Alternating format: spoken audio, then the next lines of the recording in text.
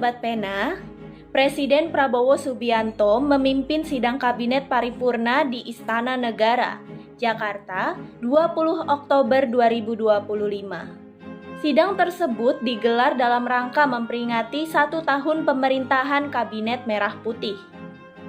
Dalam sidang itu, Presiden Prabowo memaparkan berbagai capaian strategis pemerintah selama 1 tahun terakhir.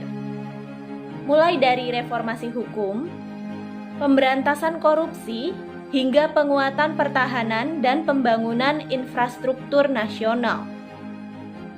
Presiden menegaskan bahwa kenaikan gaji hakim hingga 280% merupakan langkah penting untuk menjaga integritas lembaga peradilan. Pak Presiden juga mengapresiasi aparat penegak hukum yang berhasil menyelamatkan uang negara senilai 17 triliun rupiah, serta mengalihkan anggaran sebesar 306 triliun rupiah dari potensi korupsi untuk program-program yang langsung menyentuh rakyat. Presiden menegaskan, pemerintah berkomitmen menegakkan hukum tanpa pandang bulu. Tidak ada lagi yang tak tersentuh hukum. No more untouchable, tegasnya. Di bidang pertahanan, Presiden Prabowo menyampaikan kesiapan Indonesia berperan dalam menjaga perdamaian dunia, termasuk di kawasan Timur Tengah. Ia bahkan telah memerintahkan TNI untuk menyiapkan 20.000 personel jika dibutuhkan dalam misi kemanusiaan di Gaza. Sementara di bidang infrastruktur, Presiden menyoroti pembangunan tanggul laut sepanjang 535 km di pantai utara Jawa, guna melindungi kawasan industri dan lahan pertanian dari ancaman kenaikan permukaan air laut. Presiden menutup arahannya dengan menegaskan bahwa seluruh langkah tegas pemerintah dilakukan demi melindungi kepentingan rakyat dan menutup ruang bagi para pelanggar hukum.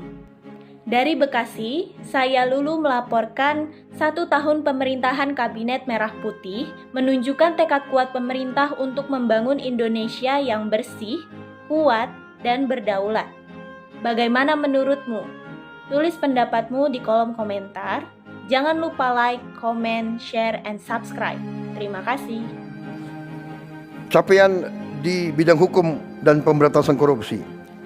Gaji hakim tingkat yang paling rendah kita naikin 280%.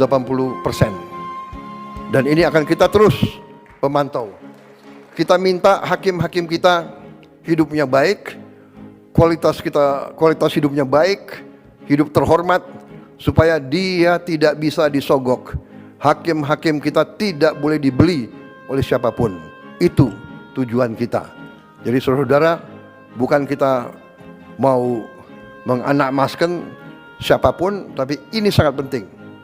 Ya, dia tidak boleh bisa dibeli karena dia menangani kadang-kadang kasus triliunan.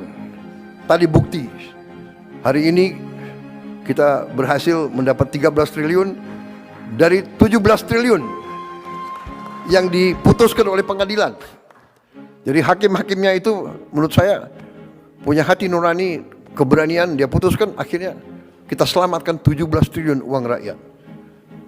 Bayangkan dia nangani kasus 17 triliun, dia tidak punya rumah dinas. Saya dapat laporan bahwa sekian ribu hakim-hakim tidak punya rumah dinas. Dia harus kontrak. Banyak hakim-hakim kita harus kontrak. Ini kita perbaiki. Kemudian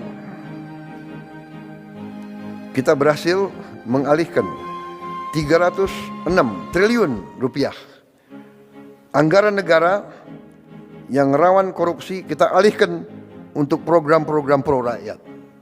300 triliun, ini yang kita pakai untuk langsung ke rakyat. Kemudian kita bertekad tidak ada kasus-kasus korupsi yang tidak bisa diselidiki. Tidak ada, no more untouchable, nggak ada yang untouchable lagi.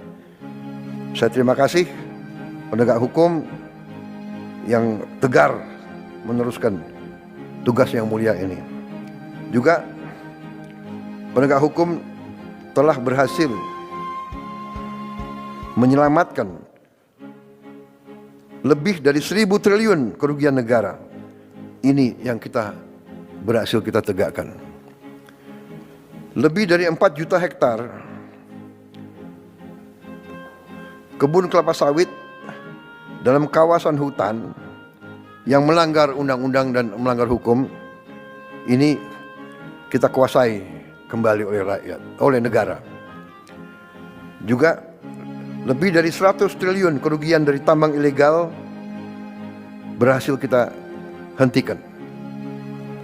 Terutama kemarin dari Bangka Belitung, kita tutup, sampan pun tidak bisa keluar membawa hasil selundupan.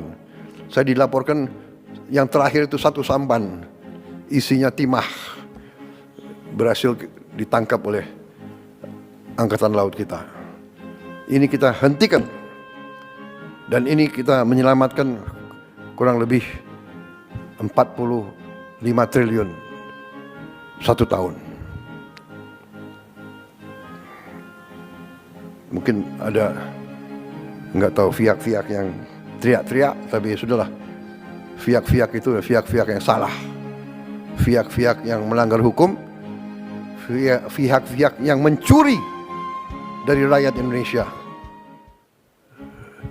yang mengakibatkan kita masih banyak orang miskin karena kekayaan kita banyak dicuri.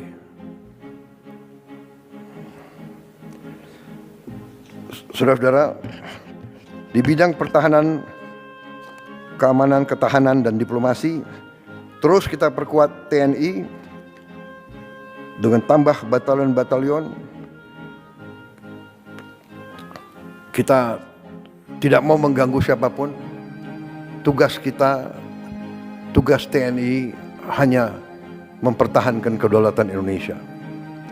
Tapi kita tidak boleh lugu, kita tidak boleh lengah. Tadi saya katakan ada 110 perang yang berlanjut, padahal anggota PBB ya sekitar 200. Bayangkan 110 konflik. Ya, mudah-mudahan kita bisa ikut berperan di bidang penyelesaian Gaza. Saya sudah perintahkan TNI siap untuk ngirim 20.000. Saya kira juga sudah ada kontak sama beberapa negara menanyakan kesiapan kita. Ya. Kita siap untuk mendukung upaya perdamaian di Timur Tengah. Dan bila perlu di tempat lain. Kita juga sudah mulai persiapan untuk membangun 535 km panjang tanggul laut di pantai utara Jawa. Ini untuk menyelamatkan 50 juta penduduk. Air laut naik 5 cm setahun. Jadi harus segera kita selamatkan ini. Karena di pantai utara Jawa ini juga kalau tidak salah 60% industri kita ada di pantai utara Jawa itu. Dan puluhan ribu hektar sawah-sawah yang subur juga di situ. Harus kita selamatkan. Saudara-saudara, saya kira itu capaian-capaian yang saya sampaikan. Dan ini menunjukkan, saudara-saudara, bahwa kita berada di jalan yang benar.